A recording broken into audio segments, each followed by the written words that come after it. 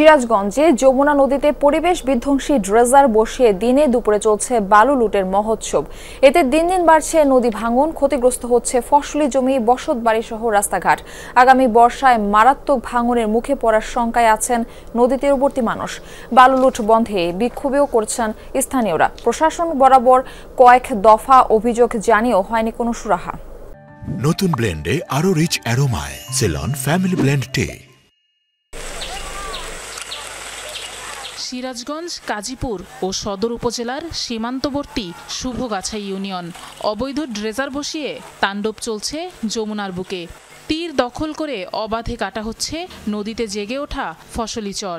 কোনো ধরনের সরকারি ইজারা না দিয়েই জোরপূর্বক স্থায়ী ডান তীর রক্ষা বাঁধের ৩০০ মিটারের মধ্যে প্রকাশ্যে এই হরিলুট চালাচ্ছে একটি মহল। তীব্র হচ্ছে নদী ভাঙন, বিলীন হচ্ছে আবাদি জমি ও বসতভিটা। এভাবে চললে আগামী বর্ষায় হুমকির মুখে পড়বে শুভগাছা ইউনিয়নের বাকি অংশসহ রতনকান্দি, গান্ধাইল এবং ছোনগাছা ইউনিয়ন। শঙ্কা স্থানীয়দের। বারবার প্রশাসনের কাছে অভিযোগ দিয়েও সুরাহা মেলেনি। বাধ্য হয়ে বিক্ষোভ কর্মসূচি পালন করেছেন তারা। গ্রাম এবং বাড়িঘর যেন বিলীন না হয় এবং রাস্তাঘাট ব্যাপকভাবে ক্ষয়ক্ষতি হচ্ছে। এইসব গ্রাম আমাদের চোখের সামনে দেখলাম বিলীন হয়ে গেছে। গ্রাম আছিল, সমস্ত গ্রাম শেষ হয়ে গেছে। আমার মনে হয় যে এখানে গ্রাম আছে, এ যদি আপনার হাতে থেকে অক্ষা পারেন তার আঙুর উপায়, তাতে উপায় নাই। পতিত আওয়ামী লীগ সরকারের পর এখন বালু লুটের অভিযোগ এসেছে উপজেলা বিএনপির নেতাকর্মীদের বিরুদ্ধে। তবে নেতাদের দাবি নিয়ম মেনেই চলছে বালু উত্তোলন। বিএনপি নামধারী এবং সন্ত্রাসী এবং বিভিন্ন জায়গায় চাঁদাবাজি করে, বিভিন্ন জায়গায় হামলা মামলা এবং গোপন অনেক কাজ করে।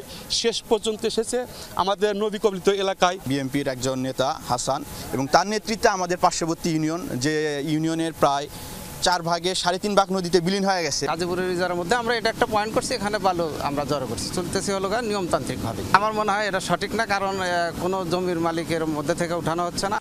এদিকে অতিরিক্ত ভারী বালুবাহী ট্রাক চলাচলের কারণে ক্ষতিগ্রস্ত হচ্ছে গ্রামীণ রাস্তা, জানালেন এলজিইডির নির্বাহী প্রকৌশলী।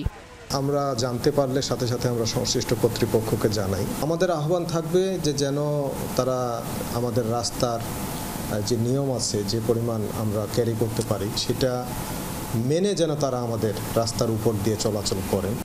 এ নিয়ে সন্তোষজনক কোনো জবাব দিতে পারেনি জেলা বা উপজেলা প্রশাসন।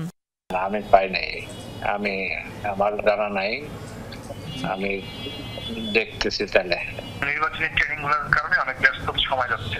আচ্ছা, আশা করি নভেম্বরের মিডের পরে, নভেম্বরের 10-15 তারিখের পরে এই বিষয়গুলোর আস্তে আস্তে একটা করে ডিল করতে পারবো আর কি। পরিবেশ ও রাষ্ট্রীয় সম্পদ রক্ষায় দ্রুত অবৈধভাবে বালুলুট বন্ধ করে জড়িতদের বিরুদ্ধে কঠোর ব্যবস্থা নেয়ার দাবি জানিয়েছেন যমুনা তীরবর্তী মানুষ। আফরোজা লামিয়া, যমুনা নিউজ।